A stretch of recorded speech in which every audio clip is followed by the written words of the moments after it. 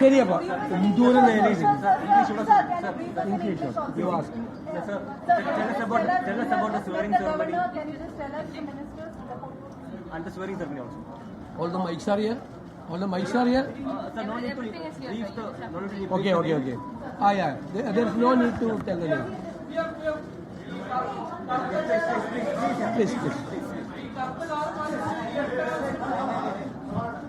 പിന്നെ ഞാൻ ഒരു കാര്യം ചെയ്യുകയാണ്. ഞാൻ നിങ്ങളോട് ആരോടെങ്കിലും എപ്പോഴും ഞാൻ കറുത്ത കാറിൽ യാത്ര ചെയ്യില്ല എന്ന് പറഞ്ഞിട്ടുണ്ടാ. ഇന്നലെ 2-3 ന്യൂസിൽ കണ്ട് കറുത്ത കാറിൽ യാത്ര ചെയ്യില്ല എന്ന് പറഞ്ഞ് അന്ത കറുത്ത കാറിന് കുഴപ്പം. എന്നിട്ട് ഞാൻ ഇന്നലെ ഒരു കറുത്ത കാറിൽ കയറിയെന്നും പറഞ്ഞു. അതെന്റെ പ്രൈവറ്റ് കാറാണ്, വേറെ സുഹൃത്തിൻ്റെയാണ്. എന്റെ വണ്ടി കേടായപ്പോൾ ഞാൻ അന്ന് പറഞ്ഞത് എന്താ, നിങ്ങൾ ചോദിച്ചു മുഖ്യമന്ത്രി ഉപയോഗിച്ച കാർ ഉപയോഗിക്കുമെന്ന് ചോദിച്ചു. അപ്പൊ ഞാൻ പറഞ്ഞു മുഖ്യമന്ത്രിക്ക് ഒരു പുതിയ കാർ മേടിച്ചാൽ ഖജനാവ് ഇടിഞ്ഞൊന്നും വീഴില്ല. പക്ഷെ മുഖ്യമന്ത്രി ഒരു പുതിയ കാർ മേടിച്ചാൽ അതൊരു റോങ് മെസ്സേജാണ് ഇപ്പോഴത്തെ സാമ്പത്തിക സാഹചര്യത്തിൽ, അല്ലേ? ഒരു റോങ് മെസ്സേജാണ്. പുതിയ കാർ മേടിച്ചാൽ ആരും ഒന്നും പറയില്ല മുഖ്യമന്ത്രി പുതിയ കാർ. പക്ഷെ ഒരു ഭരണ സംവിധാനത്തിന് ഒരു തെറ്റായ മെസ്സേജ് കൊടുക്കും. ഏത് വണ്ടിയാണ് അവൈലബിൾ എന്ന് വെച്ചാൽ ഞാനത് ഉപയോഗിക്കും. ഇനി 10,000 കിലോമീറ്റർ 1,00,000 കിലോമീറ്റർ ഓടിയ വണ്ടിയാണെങ്കിലും ഞാനത് ഉപയോഗിക്കും. എനിക്കത് മതിയെന്നേ. ഞാൻ ഭയങ്കര ലാളിത്യമുള്ള ആളാണെന്ന് അവകാശപ്പെടുകയല്ല.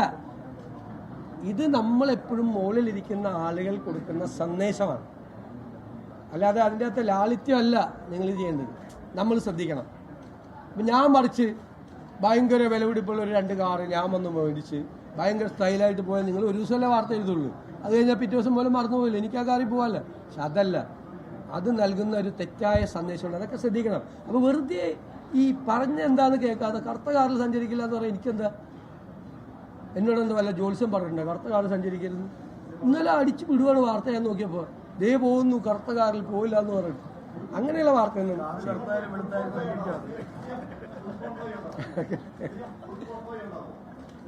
അതൊക്കെ ഞാൻ പറഞ്ഞല്ലോ. ഫുൾ കോൺവോയ് വേണ്ട എന്ന് പോലീസ് ഞാൻ എസ്കോർട്ട് കൂടി വേണ്ട എന്ന് പറഞ്ഞ് സമ്മതിച്ചില്ല പോലീസ്. 3 വണ്ടി കൂടുതൽ കോൺവോയിൽ. നേരത്തെ പരാതികൾ 30-40 വണ്ടികൾ, ആംബുലൻസ് ഒരുപാട്. അത് ഞാൻ അദ്ദേഹത്തെ കുറ്റപ്പെടുത്തിയല്ല. Z+ കാറ്റഗറിയാണ് മുഖ്യമന്ത്രി, Z+ കാറ്റഗറിയാണ്. അപ്പോൾ അത് യൂണിയൻ ഗവൺമെൻറ്റും ഒക്കെ അത് ശ്രദ്ധിക്കുന്നതാണ്, അത് പറയുന്നതാണ്. പക്ഷെ ഞാൻ ആലോചിച്ചെന്താണെന്ന് വെച്ച് കഴിഞ്ഞാൽ എൻ്റെ പ്രായത്തിലുള്ള എൻ്റെ പൊളിറ്റിക്കൽ പശ്ചാത്തലമുള്ള ഒരാൾ മുഖ്യമന്ത്രിയായി വന്നു, ഒരു 10-30-40 വണ്ടി കൂടി റോഡിൽ കൂടി പോകുന്നു. ഞാനാണ് റോഡിൽ നിന്ന് ആ കാഴ്ച കാണുന്നതെങ്കിൽ ഞാൻ എന്തു വിചാരിക്കുമെന്ന് ഞാൻ ചിന്തിച്ചു. എനിക്ക് ദേഷ്യം തോന്നും, എനിക്ക് നിരാശ തോന്നും, എനിക്ക് പുച്ഛം തോന്നും, എനിക്ക് പരിഹസിക്കാൻ തോന്നും, എനിക്ക് ചിരിക്കാൻ തോന്നും, വല്ലാത്ത ദേഷ്യവും വരും, ഇല്ലേ?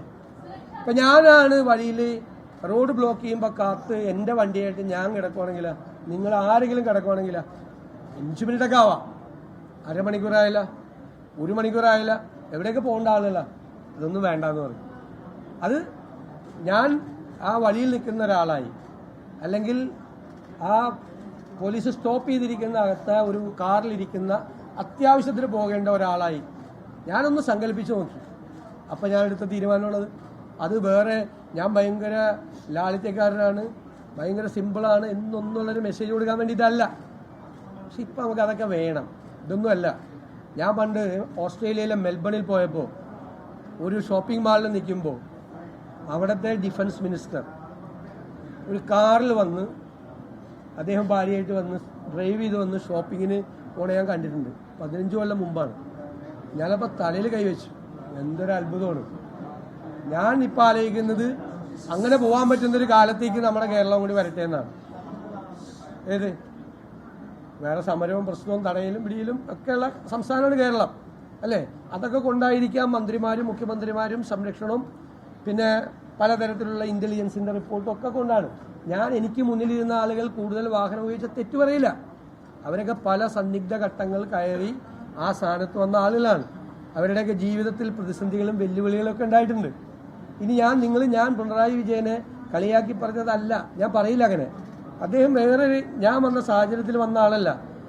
അദ്ദേഹത്തിൻ്റെ സ്റ്റേച്ചറല്ല ഞാൻ മുഖ്യമന്ത്രിയാകുമ്പോൾ എനിക്കുള്ള സ്റ്റേച്ചർ. നമ്മളത് കരുണാകരനോ AK ആന്റണിയോ ഉമ്മൻചാണ്ടിയോ മുഖ്യമന്ത്രിയാകുമ്പോൾ അവർക്കുള്ള സ്റ്റേച്ചറല്ല എനിക്കുള്ളത്. ഞാൻ ഇതെല്ലാം ആലോചിച്ചിട്ടാണ്. അത് വേറെ തരത്തിൽ അത് വ്യാഖ്യാനിക്കണ്ട. നമ്മൾ നമ്പർ ഇറക്കുകയാണെന്നോ അല്ല വേണ്ട, അത് നമ്പർ 2 ദിവസം നിൽക്കുള്ളൂ അല്ലേ, അതല്ല. അതുകൊണ്ടാണ് ഞാൻ ആലോചിച്ചുറച്ച തീരുമാനം പണ്ട് എൻ്റെ മനസ്സിലുണ്ടായിട്ടുണ്ട്. മുഖ്യമന്ത്രി ആവുമ്പോൾ അങ്ങനെ ചെയ്യണമെന്നല്ല. അത് ശരിയാണ്.